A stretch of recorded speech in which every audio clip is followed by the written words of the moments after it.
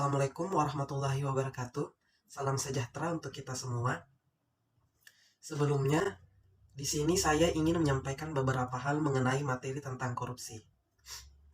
Berbicara tentang korupsi, sepertinya hal ini sudah tidak asing lagi di telinga kita semua. Bagaimana tidak, di negeri yang penuh muslihat ini, korupsi seolah menjadi perkara lumrah. Perburuan menjadi kaya menjadi hobi para abdi negara.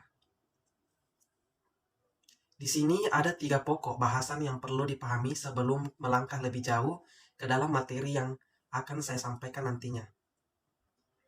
Yang pertama, yaitu korup. Korup sendiri memiliki arti busuk, suka menerima uang sogok atau suap, memakai kekuasaan untuk kepentingan sendiri. Kemudian yang kedua, yaitu korupsi. Korupsi artinya perbuatan busuk seperti penggelapan uang dan penerimaan uang sogok. Dan yang ketiga yaitu koruptor, yang berarti orang yang melakukan korupsi. Baharudin Lopa pernah mengutip pendapat David M. Chalmers di mana ia menguraikan istilah korupsi dalam berbagai bidang, yakni menyangkut masalah penyuapan yang berhubungan dengan memanipulasi di bidang ekonomi dan yang menyangkut bidang kepentingan umum. Hal ini diambil dari definisi financial manipulation and delusion injurious to the economy are often labeled corrupt. Nah, kapan sih sesuatu tersebut dikatakan sebagai korupsi?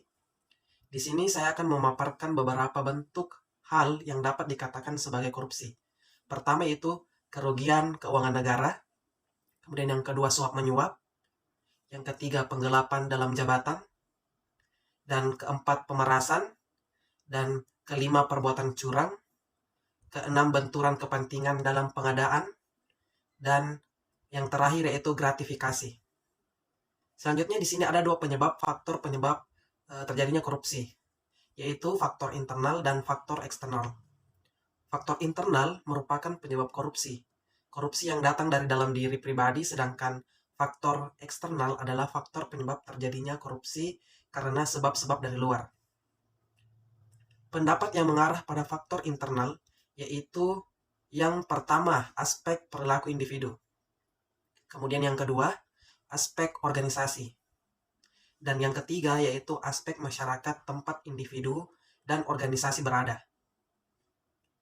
Sedangkan pendapat yang mengarah pada faktor eksternal yaitu faktor politik. Kedua yaitu faktor hukum.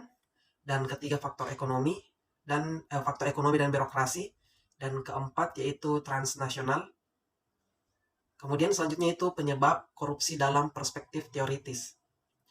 Fiona Robertson Snape pernah menjelaskan bahwa kultur atau praktik korupsi di Indonesia dikaitkan dengan bukti-bukti kebiasaan orang terdahulu seperti orang kuno, orang Jawa.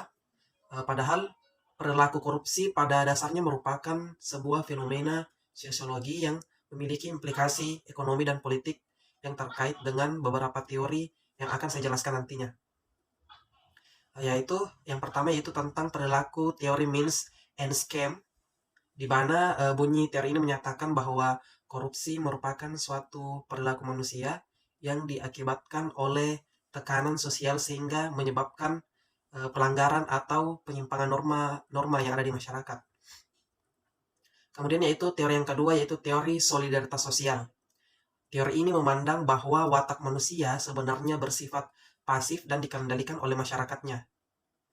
Yang ketiga itu teori Ghosn Theory, yaitu teori yang menggambarkan tentang faktor-faktor yang menyebabkan terjadinya kecurangan atau korupsi, yaitu meliputi yang pertama yaitu greed atau keserakahan, kemudian yang kedua opportunities atau kesempatan, yang ketiga need atau kebutuhan, dan keempat yaitu exposure atau pengungkapan.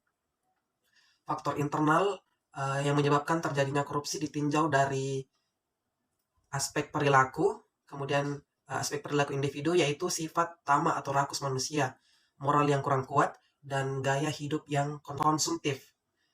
Kemudian yang kedua yaitu aspek sosial. Perilaku korup dapat terjadi karena dorongan perilaku keluarga.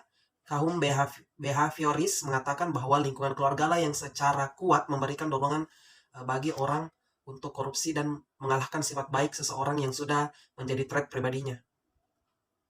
Kemudian faktor eksternal yang menyebabkan seseorang melakukan korupsi dari aspek sikap masyarakatnya terhadap korupsi. Yaitu yang pertama itu nilai-nilai masyarakat kondusif untuk terjadinya korupsi. Kemudian yang kedua, masyarakat kurang menyadari bahwa korban utama korupsi adalah masyarakatnya itu sendiri. Kemudian yang ketiga, masyarakat kurang menyadari bahwa bila dirinya terlibat korupsi, itu dapat merugikan banyak orang. Kemudian yang keempat, masyarakat kurang menyadari bahwa korupsi akan bisa dicegah dan diberantas bila masyarakat ikut aktif dalam agenda pencegahan dan pemberantasan. Kemudian yang selanjutnya itu aspek ekonomi. Pendapatan tidak mencukupi, memanfaatkan peluang. Kemudian selanjutnya itu aspek politis. Instabilitas politik, kepentingan politis meraih dan mempertahankan kekuasaan. Dan selanjutnya itu dan terakhir adalah aspek organisasi. Kurang adanya sikap keteladanan pemimpin serta tidak adanya kultur organisasi yang benar. Kurang memadainya sistem akuntabilitas yang benar dan kelemahan sistem manajemen. Sebagai kesimpulan, korupsi adalah sesuatu yang sangat gawat. Jika kita terus diam dan membiarkan terjadinya korupsi, berarti sama halnya kita membiarkan berlangsungnya proses pemiskinan di negara kita. Sebagaimana yang telah dikatakan oleh Najwa Shihab, di pundak pemimpin yang bebas korupsi, disitulah masa depan negeri. Selanjutnya saya ingin mengajak mari kita semua bersama melawan korupsi demi terwujudnya Indonesia maju, dan saya juga berharap semoga beberapa tahun ke depan kasus korupsi di Indonesia bisa berkurang. Terima kasih untuk teman-teman sekalian yang sudah menyempatkan waktunya untuk menonton video saya. Jika ada kesalahan itu karena minimnya ilmu saya, mohon dimaafkan. Dan terakhir saya katakan,